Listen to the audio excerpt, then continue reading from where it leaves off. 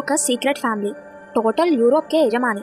యూరోప్లో ఉండే top banks, industrialist, politicians, bureaucrats, diplomats and military officials అందరూ ఈ ఫ్యామిలీ కంట్రోల్లోనే ఉంటారు. 2023లో ఈ ఫ్యామిలీ నెట్వర్త్ $700 బిలియన్. అంటే Elon Musk, Jeff Bezos, Warren Buffett, Mukesh Ambani and even Gautam Adani వీళ్ళందరి కంబైన్డ్ నెట్వర్త్ కంటే చాలా ఎక్కువ. వైట్ హౌస్ నుండి వరల్డ్ ఎకనామీ ఫోరమ్స్ వరకు అండ్ ఈవెన్ యునైటెడ్ నేషన్స్ వరకు ప్రతి చిన్న ప్లేస్లో ఈ ఫ్యామిలీకి ఇన్ఫ్లుయెన్స్ ఉంది. ఇంత నెట్వర్క్, పవర్ అండ్ ఇన్ఫ్లుయెన్స్ ఉన్నా కానీ మీకు ఈ ఫ్యామిలీలో ఒక్కరి పేరు కూడా తెలిసి ఉండదు. గూగుల్లో ఫోర్బ్స్ టాప్ బిలియనర్స్ లిస్ట్ చూసినా కూడా అందులో ఈ ఫ్యామిలీలో నుండి ఒక్కరి పేరు కూడా కనబడదు.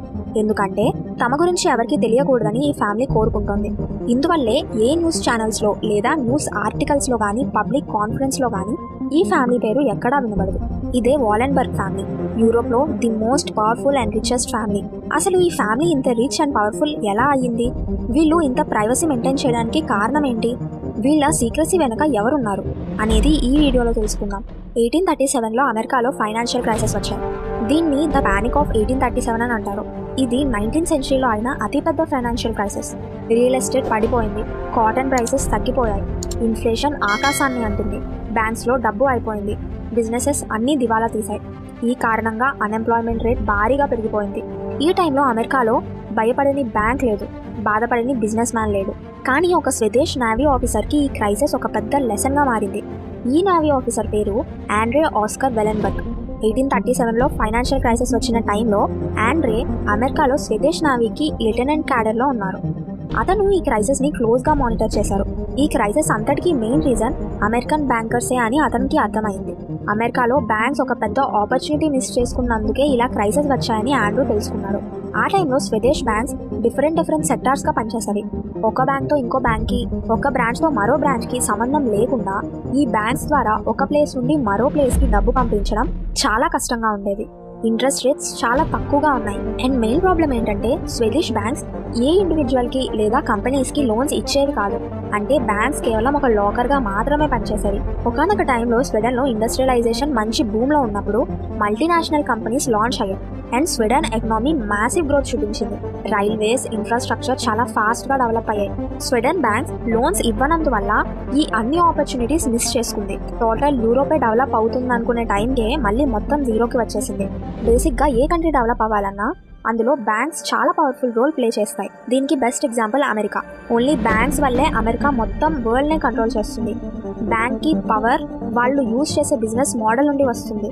ఈ బిజినెస్ మోడల్ గురించి సింపుల్గా చెప్పాలంటే మనం సేవ్ చేసుకున్న సేవింగ్ అమౌంట్ని ఏ కంపెనీకైనా లేదా పర్సన్కైనా లోన్ రూపంలో ఇస్తుంది అండ్ ఇన్ రిటర్న్ వాళ్ళ నుండి ఇంట్రెస్ట్ కూడా ఛార్జ్ చేస్తారు. ఇలా ప్రాఫిట్ని సంపాదిస్తారు. ఎగ్జాంపుల్గా ఇద్దరిని తీసుకున్నాం. ఒకరు నేను, ఇంకొకరు నా ఫ్రెండ్ ఆలీ. సపోజ్ నేను బ్యాంక్లో 1000 రూపీస్ సేవింగ్స్ అకౌంట్లో డిపాజిట్ చేశాను అండ్ ఆ బ్యాంక్ నేను వేసిన 1000 రూపీస్కి నాకు 5% ఇంట్రెస్ట్ ఇస్తుంది. అండ్ ఆలీ ఆ బ్యాంక్ నుండి 1000 రూపీస్ లోన్గా తీసుకున్నప్పుడు ఆలీ నుండి బ్యాంక్ 10% ఇంట్రెస్ట్ రేట్ ఛార్జ్ చేస్తుంది. అండ్ ఈ విధంగా బ్యాంక్స్ మిగిలిన 5%ని ప్రాఫిట్ చేసుకుంటుంది. దీనితో పాటుగా బ్యాంక్స్ రియల్ ఎస్టేట్స్లో, వేరియస్ బిజినెస్లో, స్టాక్ ఎక్స్చేంజెస్లో కూడా మన డబ్బుని ఇన్వెస్ట్ చేసి అందులో నుండి కూడా ప్రాఫిట్ సంపాదిస్తున్నారు. అండ్ మనకి కేవలం ఆ ఫిక్స్డ్ 5% ప్రాఫిట్గా ఇస్తున్నారు. అండ్ ఆ టైంలో స్వీడన్ గవర్నమెంట్ ఈ లోన్స్ ఇచ్చే పని చాలా లిమిటెడ్ స్కేల్లో చేసి ప్రజలకి డిపాజిట్ ఫెసిలిటీ ఇచ్చేవారు. ఈ విధంగా ప్రాఫిట్ని సొంతం చేసుకోవడంలో పెద్ద ఆపర్చునిటీస్ మిస్ చేసుకునేవి అప్పటి బ్యాంక్స్. ఈ ఆపర్చునిటీని ఆండ్రూ రిలైజ్ అయ్యి 1856లో స్వీడన్ క్యాపిటల్ స్టాక్హోమ్ సెన్స్కిల్డా బ్యాంక్ అనే బ్యాంక్ని ఓపెన్ చేశారు. దీన్నే షార్ట్ ఫామ్లో SEB అని అనేవాళ్ళు. ప్రెజెంట్ ఉన్నట్టు అప్పట్లో బ్యాంక్స్ ఓపెన్ చేయడం పెద్ద కష్టమైన పనేం కాదు. ప్రెజెంట్ ఒక బ్యాంక్ ఓపెన్ చేయాలంటే చాలా రెగ్యులేషన్స్ అండ్ క్యాపిటల్ రిక్వైర్మెంట్స్ ఉంటాయి. For the first time Sweden ప్రజలకి వాళ్ళ డబ్బుని ఈ బ్యాంక్లో డిపాజిట్ చేస్తే కొద్ది రోజులకే సేవింగ్స్లో ఒక ఫిక్స్డ్ ఇంట్రెస్ట్ రేట్ దొరుకుతుందనే ఆప్షన్ ఇచ్చింది SEB బ్యాంక్. ఈ ఆప్షన్ విన్న స్వీడన్ ప్రజలు ఎగ్జైట్ అయ్యి తమ జీవితకాలంలో దాచుకున్న సేవింగ్స్ని ఈ బ్యాంక్లో ఇన్వెస్ట్ చేయడం స్టార్ట్ చేశారు. అండ్ అప్పటి పెద్ద బిజినెస్ మెన్ కూడా SEBకి వచ్చి లోన్స్ తీసుకోవడం స్టార్ట్ చేశారు. కొన్ని సంవత్సరాల్లోనే SEB స్వీడన్లోనే మోస్ట్ డెవలప్డ్ ఆర్గనైజేషన్గా మారింది. స్వీడన్లో ఉన్న ప్రతి ఒక్కరి డబ్బు కూడా డైరెక్ట్గానో లేక ఇండైరెక్ట్గానో SEBతో కనెక్ట్ అయ్యి ఉండేది. అంటే ఒక పర్సన్ తన సేవింగ్స్ని SEBలో డిపాజిట్ చేసి ఉండొచ్చు, లేదా SEB నుండి తీసుకున్న పర్సనల్ లోన్ని రీపే చేస్తూ అయినా ఉండొచ్చు, లేదా ఆ పర్సన్ SEBలో నుండి లోన్ తీసుకొని స్టార్ట్ చేసిన కంపెనీలో అయినా పనిచేస్తూ ఉండొచ్చు. స్వీడన్ ఎకానమీ మొత్తం SEB కంట్రోల్లోనే ఉండేది. వాలెన్బర్గ్ ఫ్యామిలీ ఇంతటితో ఆగలేదు. వచ్చిన ప్రాఫిట్స్తో ఆ టైంలో స్వీడన్లో ఉండే అన్ని పెద్ద కంపెనీస్ని కొనేశారు. Railways, factories, shipping ports, press and real ఎస్టేట్స్లో ఇన్వెస్ట్మెంట్స్ పెట్టారు. స్వీడన్లో వాలెన్బర్గ్ ఫ్యామిలీ ఇన్వెస్ట్ చేయని ఇండస్ట్రీయే లేదు. కంపెనీస్లో మ్యాక్సిమం స్టేక్స్ అక్వైర్ చేసుకోవడంతో స్వీడన్ మొత్తం ఈ ఫ్యామిలీ కంట్రోల్లోనే ఉండేది. ఈ కంట్రోల్ స్వీడన్ నుండి యూరోప్ అండ్ యూరోప్తో ఆగకుండా వరల్డ్ మొత్తం కంటిన్యూ చేస్తూ వచ్చారు. వాలెన్బర్గ్ ఫ్యామిలీ ఇలా దేశం అంతా కంట్రోల్ చేయడం చూసి స్వీడిష్ గవర్నమెంట్ 1916లో ఒక లా పాస్ చేశారు. ఈ లా ఏం చెబుతుందంటే ఏ బ్యాంక్ కూడా ఇతర కంపెనీ యొక్క షేర్స్ని లాంగ్ టర్మ్ హోల్డ్ చేయకూడదని. వాలెన్బర్గ్ ఫ్యామిలీకి ఈ లా చాలా పెద్ద సెట్ బ్యాక్. కానీ ఆ ఫ్యామిలీ దగ్గర దీనికి కూడా ఒక సొల్యూషన్ ఉంది. ఇన్వెస్టర్ ఏబీ అనే ఒక కొత్త కంపెనీని స్టార్ట్ చేశారు. ఎస్సీబీ పేరు మీద ఉన్న కంపెనీస్ యొక్క ఓనర్షిప్స్ని ఇన్వెస్టర్ ఏబీకి ట్రాన్స్ఫర్ చేసేశారు. ఆ నెక్స్ట్ 20 yearsకే ఇన్వెస్టర్ ఏబీ కంపెనీ ఎంతలా గ్రో అయిందంటే టోటల్ స్వీడన్ యొక్క 40% వర్క్ ఫోర్స్ ఈ కంపెనీ కింద పనిచేశారు. And next world war 2 start అయింది. వాలెన్బర్గ్ ఫ్యామిలీ నెక్స్ట్ లెవెల్కి వెళ్ళడంలో ఈ world war 2 main role play చేసింది. వరల్డ్ వార్ 2 2 గ్రూప్స్ మధ్య జరిగింది. ఒకటి అలైస్, మరొకటి యాక్సిస్. అలైస్లో బ్రిటన్, అమెరికా, సోవియట్ యూనియన్ మరియు ఫ్రాన్స్ కంట్రీస్ ఉన్నాయి. ఇంకా యాక్సిస్లో జర్మనీ, ఇటలీ, జపాన్ ఉన్నాయి. వాలెన్బర్గ్ ఫ్యామిలీ ఈ వరల్డ్ వార్ని ఎంత అడ్వాంటేజ్ తీసుకుందంటే ఒకవైపు నుండి అలైస్ కంట్రీస్కి చాలా మొత్తంలో డబ్బు ఇచ్చి హెల్ప్ చేస్తూ, ఆన్ ది అదర్ హ్యాండ్ జర్మనీలో చాలా కంపెనీస్ని కొంటూ మరియు వెపన్స్ కోసం డబ్బు ఇచ్చి హెల్ప్ చేసింది. ఇదంతా చారిటీ కోసం చేయలేదు.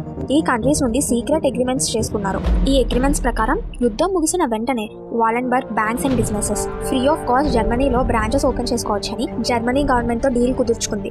ఈ విధంగా అమెరికా అండ్ బ్రిటన్లో కూడా చాలా ట్యాక్స్ రిలాక్సేషన్స్కి అగ్రిమెంట్స్ సైన్ చేయించుకున్నారు.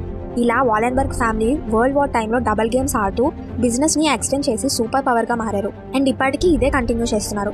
2014లో రష్యా ఉక్రెయిన్ మీద అటాక్ చేసినప్పుడు యూరోప్ రష్యాపై స్ట్రిక్ట్ శాంక్షన్స్ విధించింది.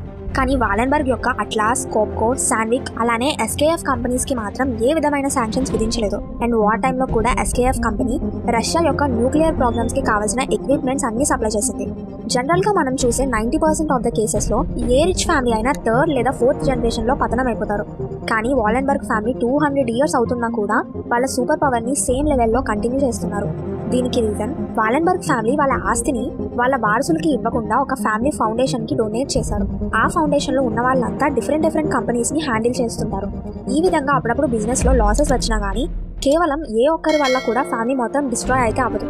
అండ్ ఈ ఫ్యామిలీలో ఉండే ప్రతి ఒక్కరూ 8 to 10 years కంపెనీలో కింద స్థాయి నుండి పనిచేయాలి. ఇది ఫ్యామిలీలో ప్రతి ఒక్క మెంబర్ పాటించాల్సిన స్ట్రిక్ట్ రూల్. ఈ ఫ్యామిలీ గురించి మీరేమనుకుంటున్నారో కింద కామెంట్ చేయండి.